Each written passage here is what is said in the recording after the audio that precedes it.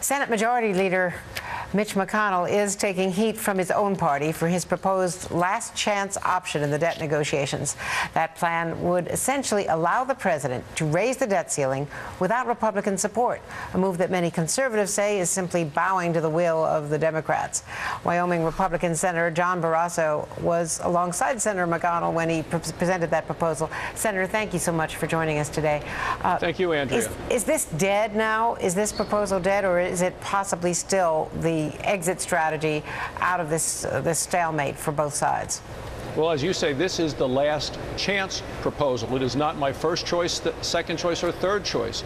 The goal is to actually get significant savings out of this budget. We can't keep spending money that we don't have. And no one's talking on my side about raising taxes, and no one's talking about defaulting. What we are talking about, cutting the spending. Americans know the problem is that we spend too much. But we need to also make sure we do not default as a nation. And that's why Senator McConnell brought this forth as a last option.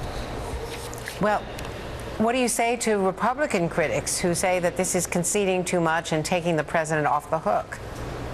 Well, I'm not in any way ready to take the president off the hook. The president has been irresponsible. We have not seen a budget from this president that can get introduced in the Senate in 800 days. Where is the budget in the Senate? The only thing the president put off actually lost 97 to nothing. All of the Democrats even voted against it. So where are the Democrats' proposals? Where is the president's proposal? I want to see what specific cuts the president is now recommending. And then I think that we need to get to a level of cuts equal to the amount that the president wants to raise in the debt ceiling. Newt Gingrich tweeted yesterday, McConnell's plan is an irresponsible surrender to big government, big deficits, and continued overspending. I oppose it. He didn't even use 140 characters. Palin on Hannity called it a white flag and said, we cannot default, but we cannot afford to retreat right now either.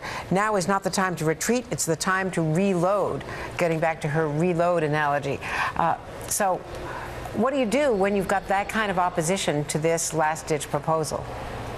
Well, I wouldn't say this is the last ditch proposal. This is the last choice proposal. They're going to be at the White House meeting again today. I want to see significant cuts in spending. That's our problem. It's not that we're taxed too little. It's that we spend too much. Andrea, we have 9.2% unemployment in this country, and I think a lot of that has to do with the president's proposals. He got a bad economy, and he has made it worse.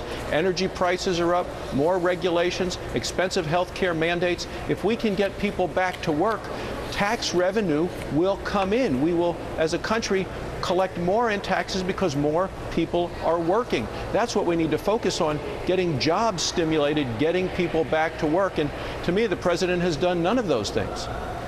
Senator Barrasso, thank you very much for joining us. Thank you, Andrea.